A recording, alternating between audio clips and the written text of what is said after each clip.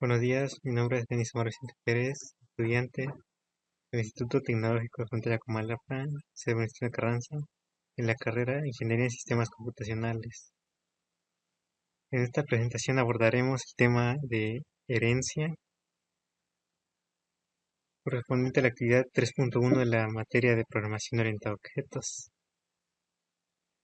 Comenzaré por explicar qué es la programación orientada a objetos, principios fundamentales, para luego profundizar en el concepto, tipos y funcionamiento de la herencia, ejemplos prácticos de código y una comparación entre dos lenguajes más utilizados en esta área, Python y C++. ¿Qué es la programación orientada a objetos? La programación orientada a objetos se basa en la organización del código en unidades llamadas objetos, los cuales combinan tanto los datos como las acciones que se pueden realizar con ellos. Su objetivo es representar elementos del mundo real o situaciones que queremos moldear dentro de nuestro sistema, lo que facilita mucho la comprensión y el trabajo con programas complejos. Los conceptos básicos son: clase es un molde o una plantilla, no es algo concreto, sino que define qué características y qué acciones van a tener los objetos que se creen a partir de ella.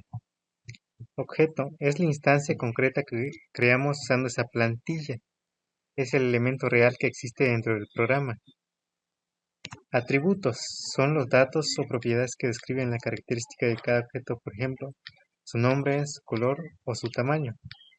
Métodos son las acciones o comportamientos que puede realizar el objeto, como moverse, calcular algo o mostrar información. Este enfoque nos permite reutilizar código, organizar mejor el trabajo y hacer que los programas sean más fáciles de modificar o mantener. Principios fundamentales. La programación orientada a objetos se sustenta en 4 pilares o principios fundamentales que le dan características principales.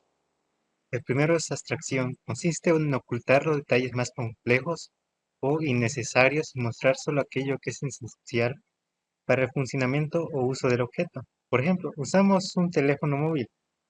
No necesitamos saber cómo funciona su procesador por dentro, solo cómo usarlo.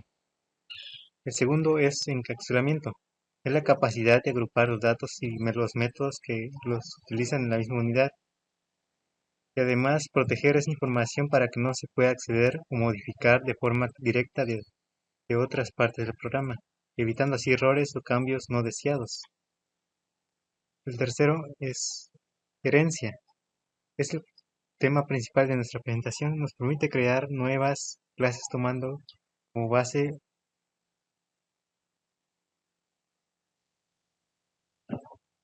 clases que ya existen, heredando todas sus propiedades y comportamientos y agregando o modificando lo que sea necesario.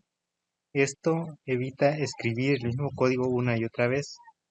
El cuarto es polimorfismo. Significa que objetos de distintas distintas clases pueden responder a una misma acción o mensaje de formas diferentes. Por ejemplo, tenemos el método dibujar y un objeto de tipo círculo se dibujará de una manera y uno de tipo cuadrado de otra, aunque usemos el mismo nombre del método. La herencia. La herencia es uno de los mecanismos más importantes de este paradigma. Su función principal es permitir compartir características y comportamientos entre clases, lo que evita tener que repetir el mismo código y facilita la organización de las relaciones entre los elementos que modelamos. En esta relación, la clase original de la que tomamos las características se llama clase base o superclase, y la nueva clase que creamos a partir de ella se conoce como clase derivada o subclase. Existen 4 tipos principales de herencia, cada uno con una estructura distinta. Primero es herencia simple, es la más básica. Una sola subclase hereda todo lo necesario de una única superclase. Herencia múltiple ocurre cuando una misma subclase obtiene características de dos o más clases distintas al mismo tiempo. Herencia jerárquica es cuando varias clases diferentes se derivan y heredan las propiedades de una misma clase base. Herencia multinivel se da cuando la herencia se transmite a través de varias generaciones de clases. es decir, clases y hereda de otra, y a su vez esta clase sirve de base para crear nuevas clases. Diagramas de los tipos de herencia. Para entender mejor cómo funciona cada tipo, usamos los diagramas de clases, que son representaciones visuales que nos muestran la estructura y las relaciones entre las clases. En la parte izquierda podemos ver el ejemplo de herencia simple y jerárquica. Tenemos la clase base animal, que tiene características comunes a todos los seres vivos, como nombre, edad y acciones como comer o dormir. De ellas se derivan las clases perro, gato y pájaro, que heredan todo lo de animal y además crean sus propias características y acciones, como la raza, la forma de comunicarse. Aquí veremos claramente cómo una clase da origen a varias, lo que corresponde a la herencia jerárquica y la relación de cada una con la base es herencia simple. En la parte derecha tenemos el ejemplo de herencia múltiple. La clase coche eléctrico se crea tomando características de dos clases distintas. Por un lado, vehículo, que le da propiedades como marca, modelo y acciones como acelerar o frenar. Y por otro lado, de electrónico, que le aporta elementos como tipo de batería y funciones para cargar o monitorear su estado. De esta forma, la nueva clase combina todo lo necesario de ambas fuentes. Los diagramas son muy útiles para planificar y explicar la estructura de nuestros programas antes de empezar a escribir código, ya que nos permite ver de forma clara cómo se relacionan los elementos. Ejemplos de código en Python y C++. Ahora veremos cómo se traducen estos conceptos a código usando como ejemplo la relación entre las clases persona y estudiante, donde estudiante hereda de persona. Primero en Python. Definimos la clase persona con sus atributos y métodos para saludar. La clase estudiante, que se define indicando que hereda de persona. Usamos la función super para llamar al constructor de la clase base y heredar sus propiedades, y luego agregamos el atributo y método propios de esta clase. Al crear un objeto del tipo estudiante podemos usar tanto los métodos que heredó como los que definimos específicamente para él. Ahora en C++, la estructura es similar pero con algunas diferencias propias del lenguaje. Definimos la clase persona con niveles de acceso, público para lo que se puede usar desde cualquier parte y protegido para lo que solo se puede usar la clase derivada, clase y sus derivadas. La herencia se indica con dos puntos y la palabra pública. Llamamos al constructor de la clase base en la lista de inicialización. Luego definimos lo que es el propio de estudiante. Al ejecutar el código, el resultado es el mismo que en Python, pero la forma de escribirlo y organizarlo cambia. Comparación entre Python y C++. Aunque ambos lenguajes permiten aplicar la herencia y los conceptos de programación orientada a objetos, tienen diferencias importantes que debemos conocer para elegir el más adecuado según lo que queramos desarrollar.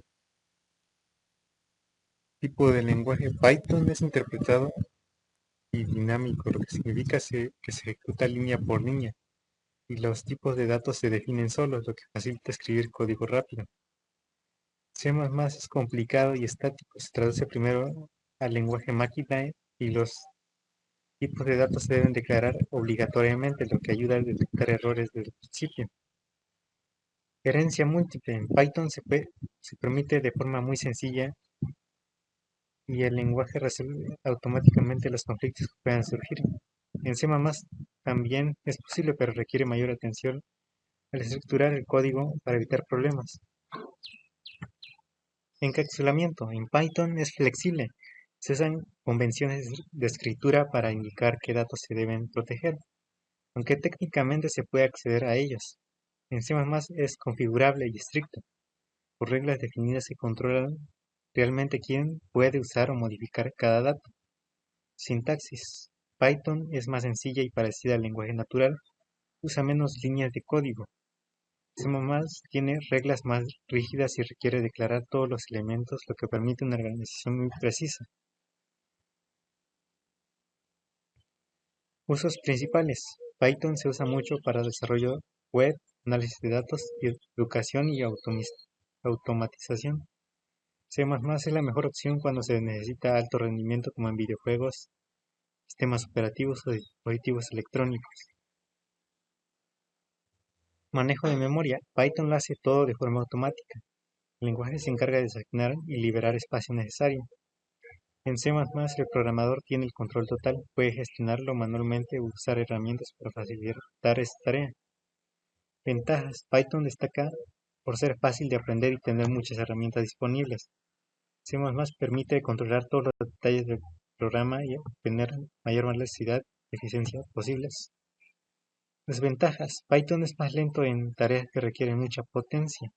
C++ es fácil de dominar. Un error al gestionar los recursos puede afectar el funcionamiento completo del programa. Como conclusión, la programación orientada a objetos facilita crear software organizado, reutilizable y facilita modificar o mantener. La herencia es una herramienta fundamental ya que nos permite evitar la duplicación de código y establecer relaciones claras entre las distintas partes de nuestros programas. Cada lenguaje tiene su propia forma de implementar estos conceptos, por lo que debemos conocer sus características para elegir el más adecuado según lo que queramos lograr. Comprender estos principios es esencial para poder desarrollar sistemas más complejos y eficientes en